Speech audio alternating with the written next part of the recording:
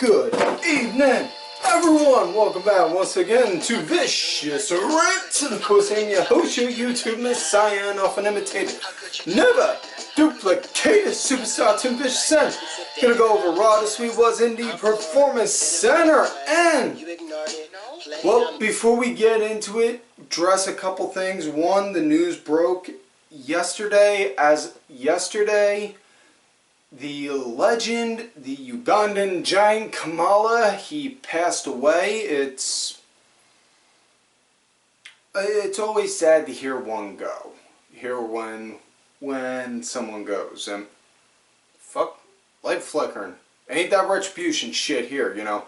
Vince may not like my shit, but you know, I don't think he's mad at me enough to do that, but maybe. It's sad to hear when a legend goes, you know, and I don't know. Kamala, I never had an issue with when I was a kid because I always thought, he always cracked me up, slapping the belly, with that shit. You know, but, yeah, he is going to be missed.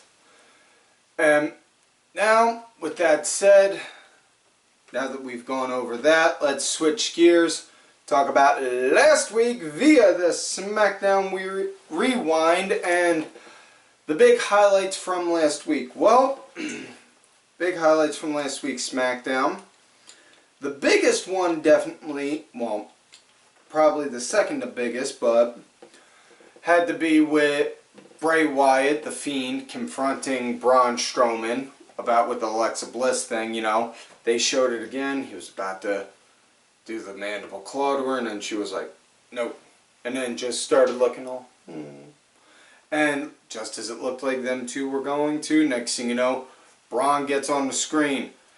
Bray Wyatt, you sick man. You don't know what you've unleashed. I'm a monster. I'm the stuff nightmares are made from, and I'm coming for you, this, that, and the other stuff. So, honestly, the biggest takeaway was Braun Strowman had his phone like this close to his face while that video was playing. It had to be, and it was just like, dude, back the phone up at least a good 8 inches, please. Let us get a better shot of you, you know. So yeah, other than that, Sheamus got into a fight with Corbin got into a fight with Sheamus, Riddle got into a fight with Corbin and Gable, and yeah. So it led to a big brouhaha between all of them. Big E is still moving through, showing that he can do a singles run, and hopefully when all of this stuff is done with Braun and The Fiend, hopefully we'll see Big E getting a shot at the Universal title. I wouldn't necessarily mind that. Other than that, really no other big shocks or story. Oh, actually, one I did forget. I apologize. I almost did forget. Stephanie McMahon did make an announcement that this Friday coming up on SmackDown, there's going to be a three-way promotion battle royal, which means they're going to have girls from Raw, SmackDown, and NXT all in the ring. Winner faces Bayley at SummerSlam. Personally, what I'd like to see is, who I'd like to see win? Shotzi, Tegan, or Mickie James. That's my three. Now with that said, let's switch gears, move forward, and talk about Raw this week. It starts out with Samoa Joe in the ring, doing a contract signing, introducing first, in his own words, the CrossFit cult leader, Seth Rollins. I like that, CrossFit cult leader. I may steal that. And introducing also Dominic Mysterio, who is now not only signing a contract to have a match with Seth at SummerSlam, but signing a contract to be an official WWE wrestler. So, big ups, because I think he's the only one in history to ever have both. So yeah, they do that. They have the little sparring of words. Dominic came out with a Singapore cane, and real quick, does anyone know when Singapore canes stopped being called Singapore canes and started getting called kendo sticks? Seriously, asking on a personal level here. If y'all know, say something down below. But either way, Dominic came out with a Singapore cane, handed it to Joe, said, here, you hold this. Them two started to spar words, you know, and then next thing you know, Seth wound up saying, you know what, I'm going to give you the advantage at SummerSlam, so you want to use that kendo stick, you can. You want to use anything in the toolbox, you can. Because just as fast as your career starts, I am going to end it. And then he went on to explain finally explain the one thing I always push when I'm hearing somebody tell me that somebody's a character. Okay, well, tell me about the character. Why are they that character? Seth finally explained why he became the Monday Night Messiah. You know, he said, I am doing all of this not because I want to, but because of you, and for all the people here, for all the people watching, because I tried to burn it down. Everyone was okay with it, everyone was on board until they weren't, and then I had to make the choice. I chose to be the Monday Night Messiah to fight and save this place. So, yeah, finally explaining on that. That's always good. After that, them two, they started to butt heads a little, and then eventually Seth wound up saying he's got a match with Humberto Carrillo, so let's speed this up. They did, next thing you know, and yeah, what do you expect from a contract signing? So now we got Seth versus Humberto. Pretty nice starter match for the show. Humberto wound up leading, you know, for a majority of it. Match eventually came to an end though when Seth wound up doing a power bomb, rolled him over, and then boom, popped him with a curb stomp. And this came to be because at one point Murphy tried to get up onto the apron. Dominic came up, cracked the Singapore cane on him, and then yeah. After that Murphy pinned Dominic into a corner, and then Seth stomped on Humberto again, and then he faded off somewhere. And, you know, I'm pretty sure Humberto really does not care for the Mysterio family as much as he says he does, because, hear me out, because as much as he says he does, he did not once attempt to try and do anything or help when Ray's eye got gouged out, like Black did. Humberto barely was there when Black got beat, when Black got the crap kicked out of him. And then, now we get to this part, Seth Rollins and Murphy beat the shit out of Dominic, tie him to the ropes, and then crack a shit ton of different Singapore canes all across Dominic, his chest and his back. You look online, you see the pictures, he was fucking bloodied and bruised from it, you know, and Humberto didn't do a damn thing. So I'm pretty sure Humberto Carrillo really does not care for the Mysterio family as much as he says he does. So I'm pretty sure he is more of the villain than, he's more of a villain in Luchador than Andrade is. Just think about that. Speaking of Andrade, next up we got a match with Andrade going against Angelo Dawkins, but before that, Zelina Vega and good God, Zelina! Again, I cannot praise this enough. Ever since the whole lockdown COVID shit, there has not been one episode of Monday Night Raw that did not include Zelina Vega in one way, shape, or another. She has always been out there. And so, yeah, honestly, while we'll say this is the COVID era, I will say this. Zelina Vega, COVID era MVP. Because she has not missed a single episode and has delivered on every episode she has been on. And not only that, just, again, drop dead gorgeous bombshell, and can't help but saying that Aleister Black, you know good, goddamn modern day Billy Kidman, son of a bitch prick bastard. Okay, I'm good. Good. Got my composure again. Anyways, Andrade wound up having a match against Angelo Dawkins. Before the match took place, Zelina had the mic, was talking about on how, listen, I want you people to hear me out. I did not poison Montez Ford. Why would I do that and jeopardize a match for my clients right here? And for everyone that wants to say I did, I want you to remember, whatever happened to innocent until proven guilty? Which, can't really argue on that, you know. It is kind of written in the law, innocent until proven guilty in a court of law, so yeah. But either way, Dawkins comes out and now they have the match. Andrade wound up leading at the start. Dawkins wound up picking it up at the end. It was your basic, I don't want to say, I'm trying to think of the right way to say this.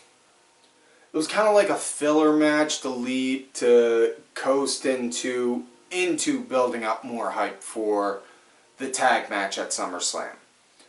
Because eventually at one point, you know, Zelina tries to go and run interference, and then next thing you know, Bianca Bel-Air comes out, and then them two start squawking at each other, and I say that in the nicest of ways.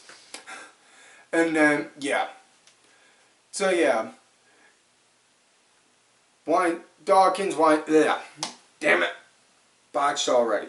Dawkins gets the win, does that spine buster, they say they call it the cash out, gets the 1, 2, 3, and then leads to the next match between Bianca Belair and Zelina Vega. Bianca just straight up came at her with that. Bianca Belair just straight up came to Zelina with that come at me bitch attitude and they're like, I ain't here to do a wrestling match. I'm here to just straight up hurt you because you hurt my man. Kind of thing, which totally cool. Really dug that, you know. Every good story has a small essence of reality in it. And reality that Bianca's pissed somebody fucked with her man. There you go. And Zelina, I give her credit, you know, as I could say she was working like a heel, but honestly it was more so kind of reminded me like growing up as a kid. Seeing the shorter kids that other than me, having to fight the big kids and, you know, for lack of a better term, dirty fighting. You know, I want to say it's dirty fighting. It's only dirty fighting if you ain't the one doing it. You know, she was doing, you know, for lack of a better term, she was pretty much doing like dirty fighting, gouging the eyes, moving and letting Bianca crash into shit, this, that, and the other.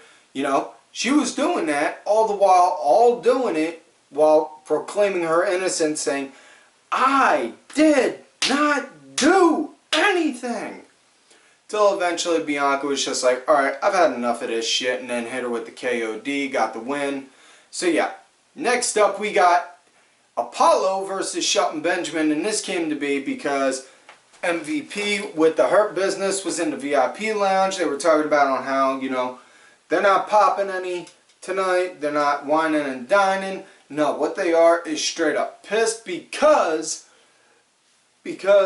MVP lost his match because of technical issues. Lights flickering on and off. He is a trained professional.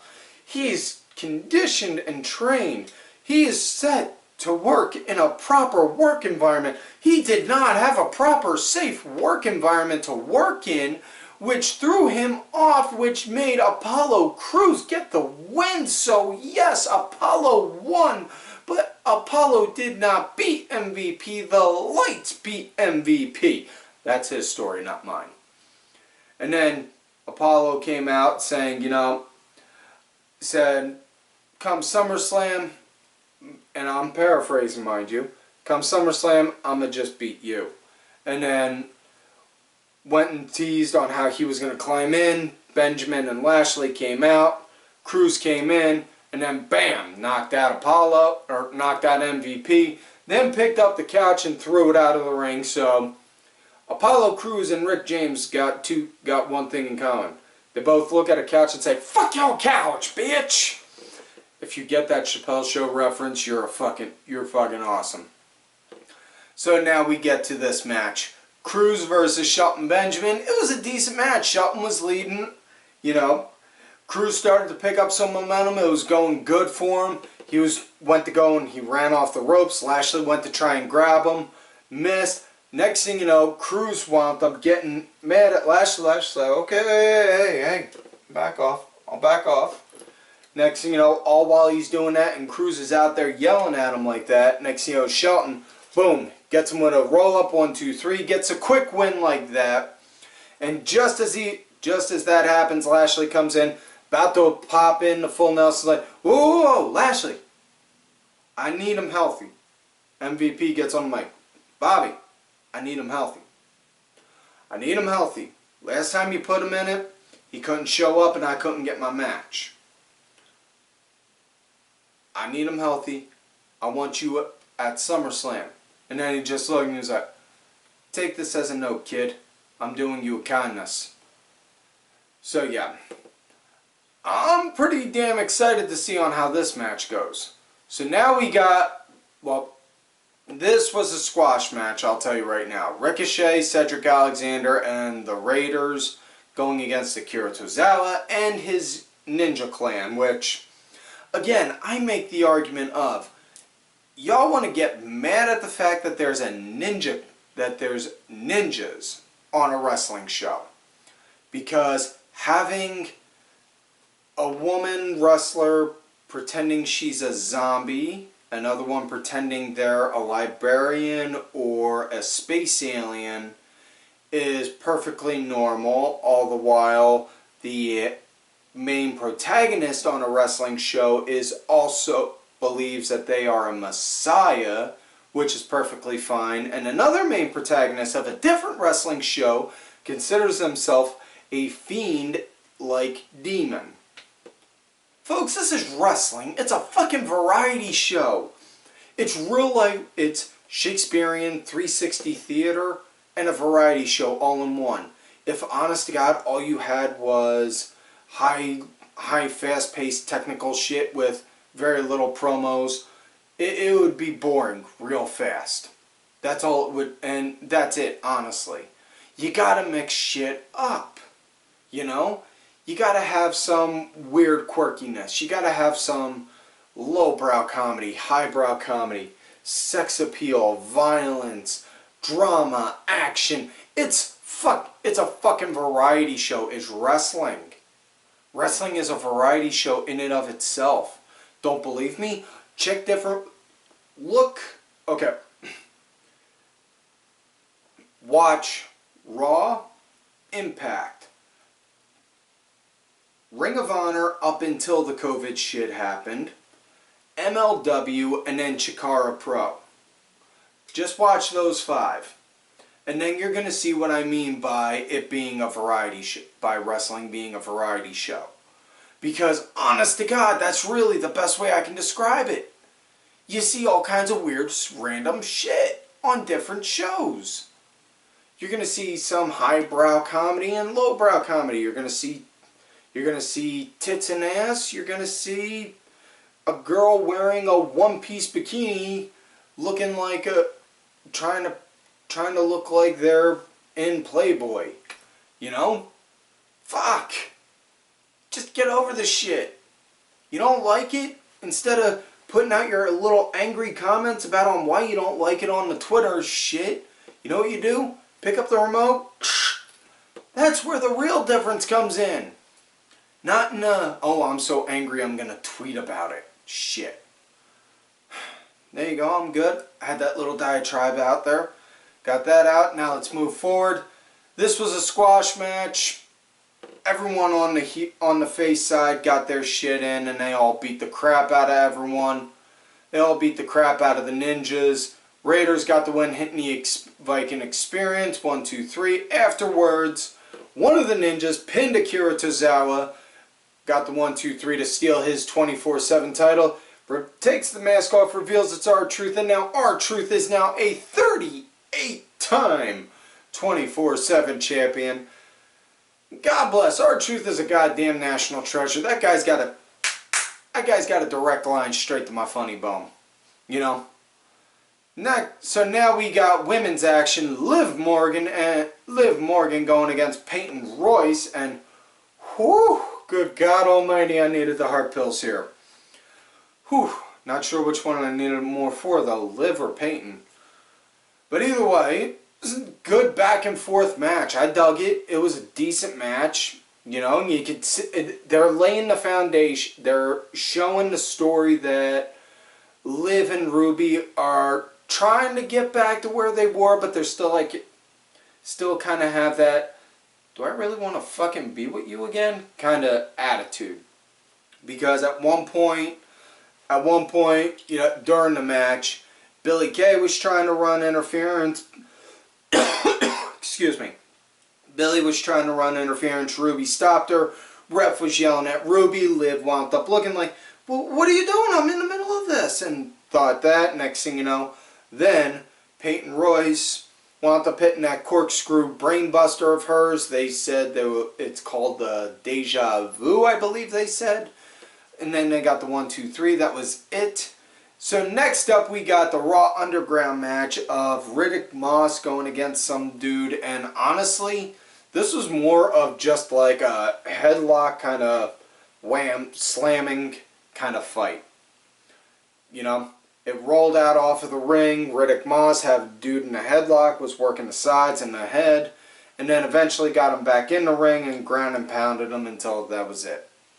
Next up we got my future third ex-wife Asuka going against Bayley. And if Asuka wins, she gets a shot at Sasha at SummerSlam. Now I'm pretty sure we all know with those kind of stipulations what that means for this match, but this was a damn good match. Asuka went right out the gate, was on fire, looking for vengeance after what they did to Kyrie, Sane. Next thing you know, Bayley though started picking up some momentum, started working on Asuka's one knee, wound up doing like an Indian death lock, knee bars, ankle lock, all kinds of stuff just to keep her leg down. Not very effective though, not that good though in the long run, because eventually Asuka wound up picking up a comeback, started beat the shit out of Bayley, got the win with the Asuka lock. So yeah. And yeah, so Asuka, Sasha, SummerSlam. Honestly, if the title switches going from Sasha to Asuka right then and there, as much as you know, people are going to be out there complaining saying, well, why'd they do that if that was all they were going to do in the first place? It's fucking storytelling, idiots. Listen, contrary to popular belief, the dirt sheet jerk-offs don't know everything. 10 get you 20. They knew Kyrie was going to be going a good while before the news broke. So what they did was, okay, well, we'll do this to write her off. And while we do that, hey, we'll have the title switch hands, and then that way it can lead into a story, have it be billed as a story, and then lead into a match at SummerSlam. There you go. Now, more to it, mind you, but that's the basic bare bones. So now we come to another Raw Underground match. It was Shane McMahon introducing this dude, saying he was a Brazilian judo fighter. Atreyu Ross, which dude just straight up wham knocked the shit out of his guy. Quick 1, 2, 3 knockout. Up next came Dabba-Kato taking out a dude, and then Shayna Baszler came in right after he knocked him out. It's like, oh, and them two were locking horns. My first thought was, okay, I know WWE doesn't necessarily do intergender matches too much, but if they did one on Raw Underground, I'm pretty sure that'd be pretty fucking epic. But and all that just spanned within like 10 seconds. But them two stared at each other, and then Shane had Dabba take a walk on out. Said, alright Shayna, you're up next. We got any fighters? We got any challengers? Next you know, Shayna Baszler picks up one girl, throws her into the ring, starts beating the shit out of her. Another girl comes in, is like, get the hell off her. She beats the shit out of that girl, and then another girl comes in, starts beating her, and then Shayna starts beating up all three at the same time. So yeah, that was pretty damn cool. So now we come to main event of the night. Randy Orton, Kevin Owens. This was a damn decent match, you know. I gotta say this. This was a damn good, solid match. I dug the shit out of it. KO was leading into the break. Randy was, after the break, working on Kevin Owens' shoulder. KO started to build a comeback. And probably the coolest thing out of that match was, near the end, Owens was laying on the mat, doing like the Randy Orton pose. Got him up, waited for Randy to get up, turned him around, was propping him to go for the stunner. Randy stopped him. Next thing you know, boom, popped him with an RKO, 1, 2, 3. That was it. After that, next thing you know, Randy asked for a mic, asked for Rick to come into the ring. Listen, I want you to come in here and celebrate with me. And then Randy has a few set of choice words. We all know where this is going. And it was, well, you see, Rick, you are not the man, and I'm paraphrasing, mind you. Rick, you're not the man I learned under. You are not the man I knew. When I was 21 in 2002, 2003, and I was getting into a world of trouble. Nobody was looking to help me at that point in time except you. You took me in. You helped me out at that one point in time in such and such town and helped me when I was in massive trouble. But you're not that anymore. You're just looking for the spotlight. You're just looking to get attention. You're a junkie. You're addicted to this. The Ric Flair I knew wouldn't have never done this. The Ric Flair I knew wouldn't need a pacemaker to get up. The Ric Flair I knew wouldn't have been in a coma for a month. The Ric Flair I knew is dead. And keep in mind, like I said, I'm paraphrasing this all. Next thing you know, then Rick gets the mic. You know what, Randy? Yeah, I'm not that Ric Flair anymore.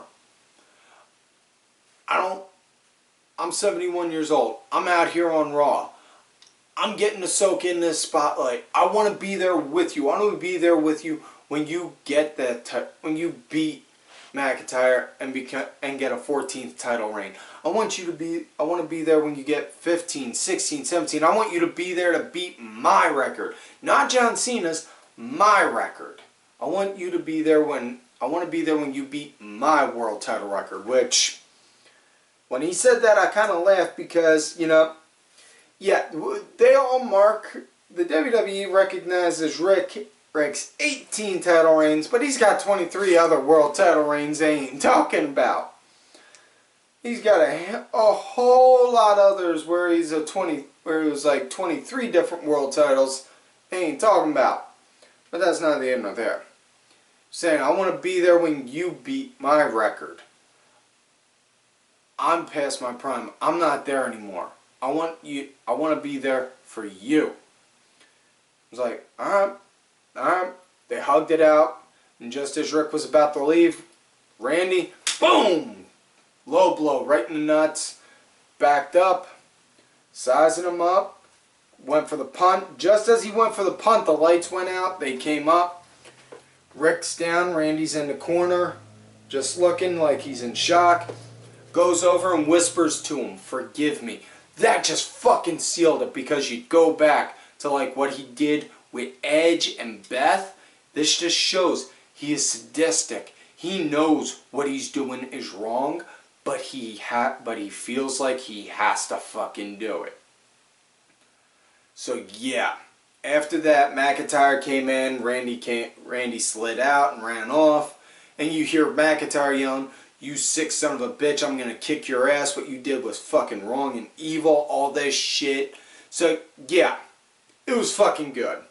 Probably one of the better fucking closing segments since this COVID shit happened, but... So, yeah. That is it for this week's show, folks. So, please don't forget to like the video, subscribe to the channel, go back, watch some of the other episodes. Look for me on the Twitter at Tim Vicious. Also on that Facebook gimmick, Tim Ash. If you're going to look for me on my Facebook gimmick, let me know you found me on there from here. On my Twitter at Tim Vicious. I'm the guy who creeped John Gone. Big thanks to my executive producer, Ali Wren, who did provide the music for this week's show. Make sure y'all check his music out. It's on iTunes, Spotify, even on here on YouTube and such. Details are down below. Also, thank you to contributors show LFC Lingerie Fighting Championship. It's a little bit of wrestling, a little bit of MMA, and a whole lot of attractive women wearing a little bit of nothing. And folks, don't forget to follow these cool ass guys right here on the Twitter. @SomeMelon, Kenny Killer, DSB_IV, Diabolica RAN, Sergeant Curry Pants. And folks, like I always tell y'all, you love me great, you hate me. Fuck yous.